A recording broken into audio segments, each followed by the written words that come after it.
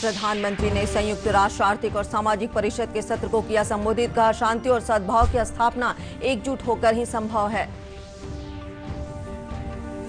रक्षा मंत्री ने कहा, दुनिया की कोई शक्ति भारत की 1 इंच भी जमीन नहीं ले सकती। कई नदियों में उफान से बिहार के कई जिलों में बाढ़ के हालात बिगड़े।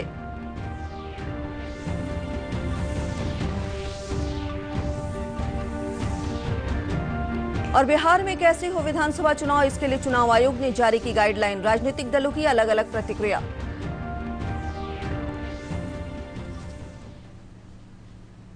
नमस्कार, मैं स्वस्तिका और अब समाचार विस्तार से। प्रधानमंत्री नरेंद्र मोदी ने संयुक्त राष्ट्र आर्थिक और सामाजिक परिषद के सत्र को संबोधित किया। कोविड-19 के बाद बहुपक्षीयता विषय पर आधारित इस सत्र में प्रधानमंत्री नरेंद्र मोदी ने कोरोना के खिलाफ जंग में भारत की भूमिका पर प्रकाश डाला। इसके साथ ही उन्होंने संकट के इस समय में भारत सरकार द्वारा शुरू की गई योजनाओं की भी जानकारी दी। विश्व शांति के लिए सामूहिक प्रयास की जरूरत पर जोर देते हुए प्रधानमंत्री ने कहा कि शांति और सद्भाव की स्थापना एकजुट होकर ही संभव है। संयुक्त राष्ट्र महासभा को संबोधित करते हुए प्रधानमंत्री ने कहा कि द्वितीय विश्व युद्ध के बाद दुनिया बहुत बदल गई है। भारत हर क्षेत्र में आगे बढ़ रहा है। The path to achieve sustainable peace and prosperity is through multilateralism. As children of planet Earth, we must join hands to address our common challenges and achieve our common goals. However, multilateralism needs to represent the reality of the contemporary world. Only reform multilateralism with a reform United Nations as its center can meet the aspirations of humanity. While celebrating 75th years of the United Nations, let us pledge to reform the global multilateral system, to enhance its relevance, to improve its effectiveness, and to make it the basis of a new type of human-centric globalization. The United Nations was originally born for the furies of the Second World War. Today, the fury of pandemic provides the context for its rebirth and reform.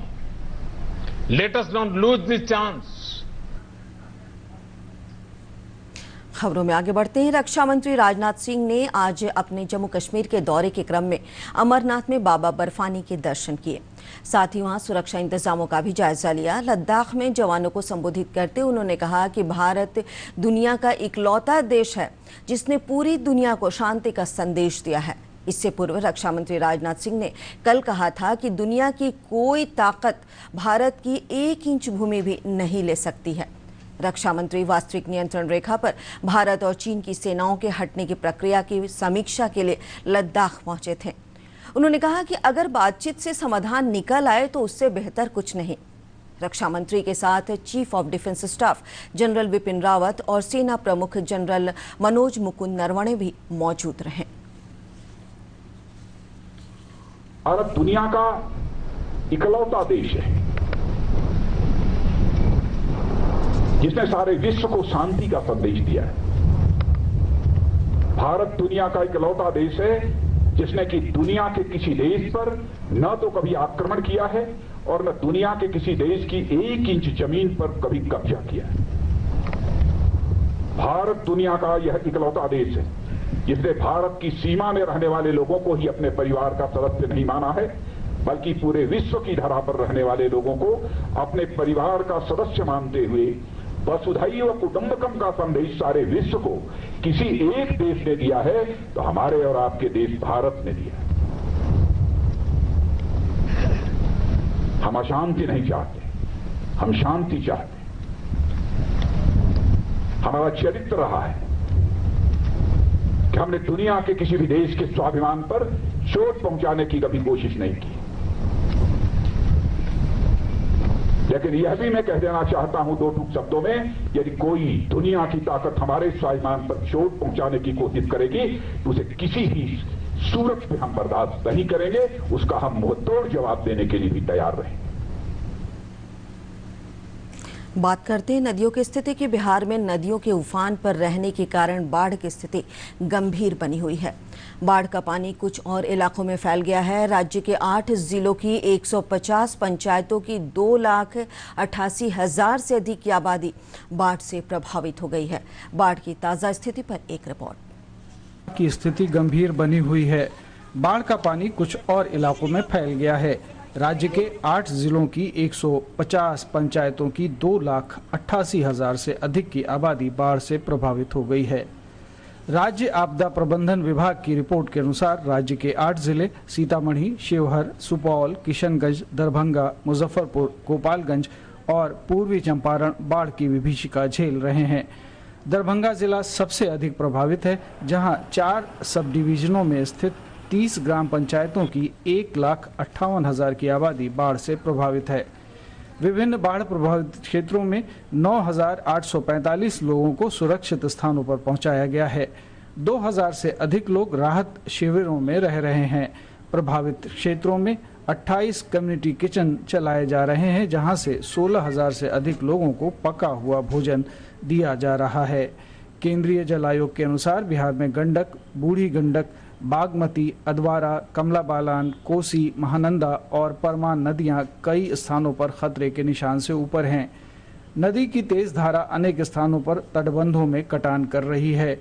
कई स्थानों पर लोग अपने मवेशियों के साथ तटबंधों पर शरण लिए हुए हैं।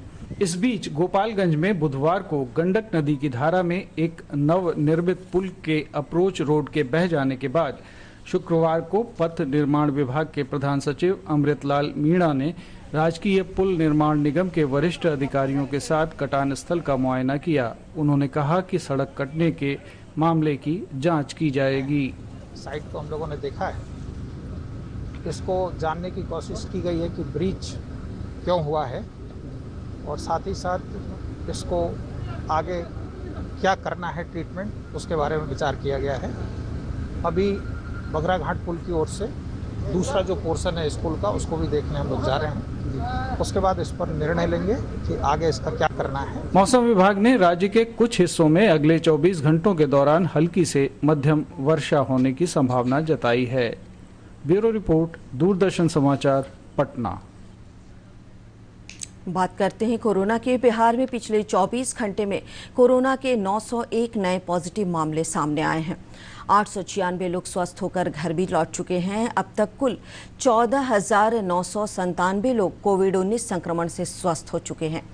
बिहार में कोरोना से स्वस्थ होने की दर 64.36% है। मुख्यमंत्री नीतीश कुमार ने मुख्य सचिव दीपक कुमार के साथ कोविड-19 से बचाव के लिए किए जा रहे कार्यों के संबंध में समीक्षा के दौरान निर्देश दिया कि वैसे मरीज जिनमें कोरोना संक्रमण के लक्षण हैं, उन्हें किसी भी निर्धारित स्वास्थ्य संस्थान पर अपनी जांच कराने की सुविधा दी जाए। मुख्यमंत्री ने निर्देश दिया कि एंटीजन टेस्ट की व्यवस्था का विस्तार सुनिश्चित किया जाए ताकि जांच की रिपोर्ट आने में और तेजी आ सके।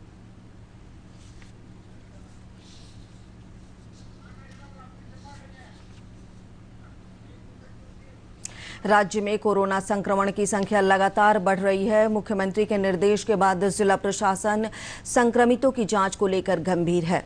जिला प्रशासन ने आज कई जगहों पर जांच की व्यवस्था शुरू की है। पटना के न्यू गार्डिनर अस्पताल में भी राज्य स्वास्थ्य समिति द्वारा कोविड संग्रहण केंद्र बनाया गया है, जहां आने वाले मरीजों की जांच की जा रही है।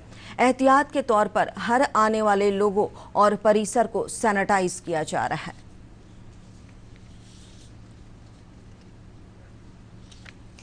बात करते हैं विधानसभा चुनाव के। बिहार में इस साल विधानसभा चुनाव होने हैं। कोरोना संक्रमण को देखते हुए प्रदेश की तमाम विपक्षी पार्टियां चुनाव टालने की मांग कर रही है। इन सब के बीच चुनाव आयोग ने चुनाव की तैयारियां शुरू कर दी है। कोरोना काल में चुनाव प्रचार किस तरीके से किया जाए, इसे लेकर चुनाव आयोग ने गाइडलाइन जारी कर दी है। आयोग ने सोशल डिस्टेंसिंग के अनुपालन के साथ ही मास्क पहनने के निर्देश दिए हैं। इससे पहले चुनाव आयोग ने बिहार की विपक्षी पार्टियों के ज्ञापन पर भी सुनवाई की। चुनाव आयोग ने सभी राष्ट्रीय और राज्य स्तरीय क्षेत्रीय पार्टियों से सुझाव मांगे हैं कि कोरोना के इस समय में पार्टियों के प्रचार और उनके जनसंवाद का तरीका क्या होगा। 31 जुलाई तक सुझाव देने को कहा गया है। इस संबंध में बिहार के विभिन्न राजनीतिक दलों के नेताओं की ओर से अलग अलग प्रतिक्रिया सामने आई है। कोरोना के दौर में एक बड़ी चुनौती भी है कि कैसे फ्री, फेयर और सेफ इलेक्शन हो, जिसके लिए एक कॉम्पिटेंट अथॉरिटी चुनाव आयोग है। चुनाव आयोग का ये एरिया ऑफ जुरिस्डिक्शन भी है और चुनाव आयोग निश्चित तौर पर जो भी निर्णय लेगा उसका हम सभी स्वागत करेंगे। देखिए, बिहार में जो कोरोना को लेकर उत्पन्न परिस्थितियां हैं, ये परिस्थितियां किसी भी हालत में चुनाव के लिए अनुकूल नहीं है जब तक कि चुनाव आयोग सभी दलों की राय न ले ले और ऐसी चुनाव व्यवस्था को सुनिश्चित करे कि आम मतदाता, सुरक्षाकर्मी, पोलिंग पार्टी सभी सुरक्षित कैसे रहें। इस मतदान की प्रक्रिया में कैसे सोशल डिस्टेंसिंग का पालन होगा, कैसे चुनाव अभियान होगा, ये तमाम ऐसे गंभीर पहलू हैं जिस पर चुनाव आयोग को निर्णय लेना है। हमारी पार्टी अपना पक्ष चुनाव आयोग के पास रखेगी, लेकिन नेता विरोधी दल तेजस्वी यादव जी ने बार बार कहा है कोरोना के हालात बिहार में बद से बदतर हैं। जब देश में अनलॉक 2 चल रहा है तो बिहार में लॉकडाउन करना पड़ रहा है। ऐसी परिस्थिति में बिहार की जनता के जीवन को, जिंदगी को आग में झोंक करके चुनाव नहीं हो सकता है।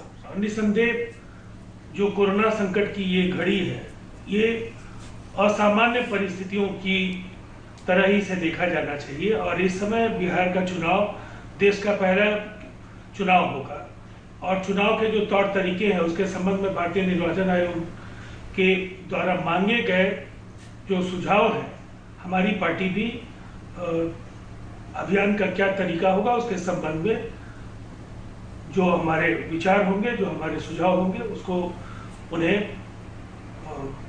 भारतीय निर्वाचन आयोग को उपलब्ध कराएगी। और अंत में मुख्य समाचार एक बार फिर।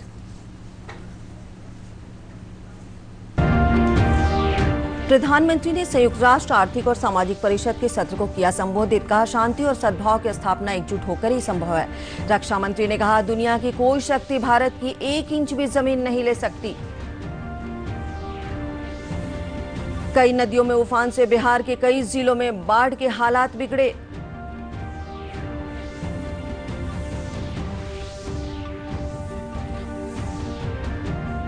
और बिहार में कैसे हो विधानसभा चुनाव, इसके लिए चुनाव आयोग ने जारी की गाइडलाइन। राजनीतिक दलों की अलग अलग प्रतिक्रिया।